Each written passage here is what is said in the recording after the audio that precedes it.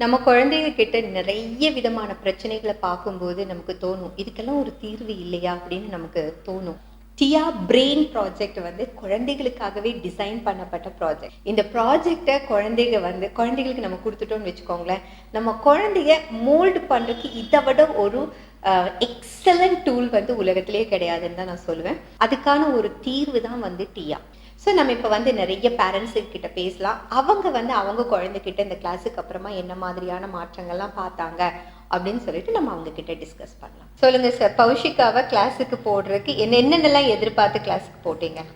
நல்ல மார்க் எடுக்கணும் அப்படிங்கிறதுக்காக, நல்ல ஒரு டீசன்ஸாக இருக்கணும், மெமரி இன்க்ரீஸ் ஆகும், நல்லா படிக்கணும், கான்சென்ட்ரேஷன், பிஹேவியர்ல என்ன எதிர்பார்த்தீங்க? நல்லா பேச ஆரம்பிச்சோம், சொன்னா புரிஞ்சுக்கிறான், ஒரு கான்ஃபிடன்ஸ் வந்துருக்கு. இப்படி இருக்கக்கூடாது அப்படின்னா ஓகே நான் இருக்க மாட்டேன், இந்த டைமுக்கு வரணும், வீட்டுக்கு வரணும், இந்த டைமுக்கு படிக்கணும்னா ஓகே நான் பண்ணிக்கிறேன். குழந்தைங்க வந்து படிக்கிறதுக்கு தனக்கு இன்ட்ரெஸ்ட் கொண்டு வரணும்னாலே அங்கே ஒரு கான்சன்ட்ரேஷன் விஷயம் தேவைப்படுது.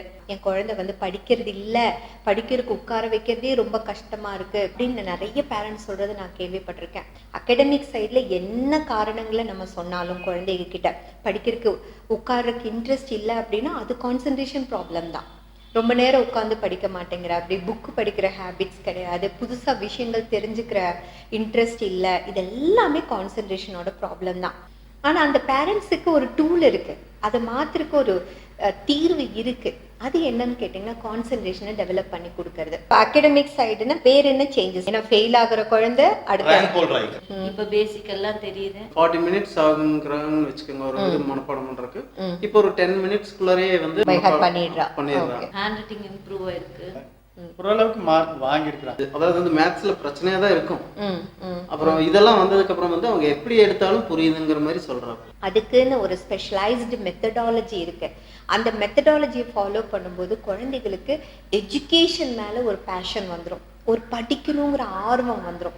இதெல்லாம் வந்து மேஜிக் மாதிரி நடக்கும், விசிபிளா இருக்கும். ஒருவேளை இந்த மாதிரி வகுப்பே இல்லாம இருந்ததுன்னா பெரிய குழந்தையாகும் போது கொஞ்சம் கஷ்டம் தாங்க. அவனுடைய லைஃப்ல அவன் ஸ்டாண்ட் பண்ற அளவுக்கு இல்லாத பொசிஷன் தான் இருந்தது. மேக்ஸிமம் அவன் என்ன செய்வான்ங்கிற ஒரு பயம் எங்களுக்குள்ள இருந்தது. இப்போ பரவாயில்லைங்க.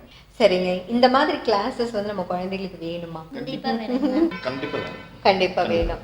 ஏன்னா நம்ம படிக்கும் போதெல்லாம் இந்த மாதிரி இல்லை, யாருமே கான்சென்ட்ரேஷனுக்குன்னு ஒரு ஸ்பெஷலைஸ்டு கிளாஸ்க்குலாம் நம்மள அனுப்புனது இல்லை. இதுல வந்து எந்த ஒரு சைடு எஃபெக்டும் இல்லை.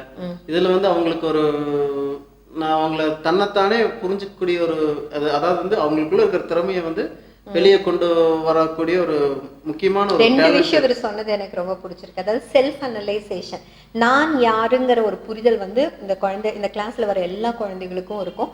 அதே மாதிரி ஹிடன் பொட்டென்ஷியல், நம்ம கிட்ட என்ன திறமை இருக்கோ அதை வெளிப்படுத்துற இதுவும் வந்து இந்த கோர்ஸ்ல இருக்கு.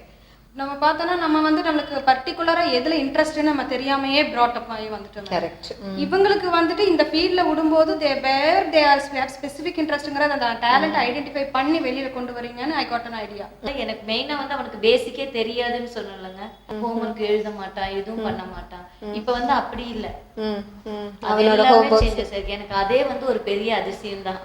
உனக்கு என்ன சேஞ்சஸ் உங்ககிட்ட தெரியுது? மெமரி பவர் நல்லாவே இன்க்ரீஸ் ஆயிருக்கு மேம். சீக்கிரமாவே நான் படிச்சிடுறேன். அப்புறம் மிஸ் லெசன் எடுக்கும்போது அதை தவிர வேற எதுவும் நம்மளால ஃபோக்கஸ் பண்ண முடியல.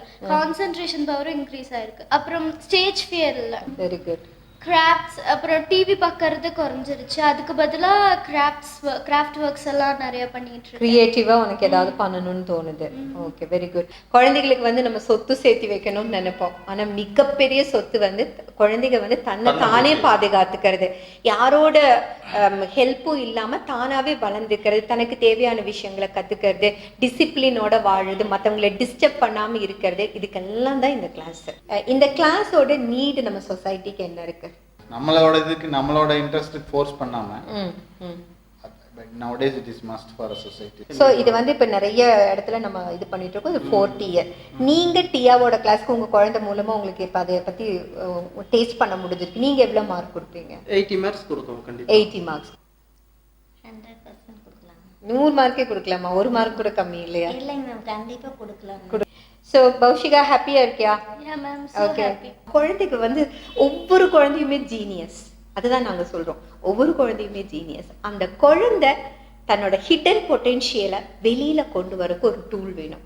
அதுதான் வந்து கான்சன்ட்ரேஷன் டெவலப்மெண்ட் ப்ரோக்ராம்.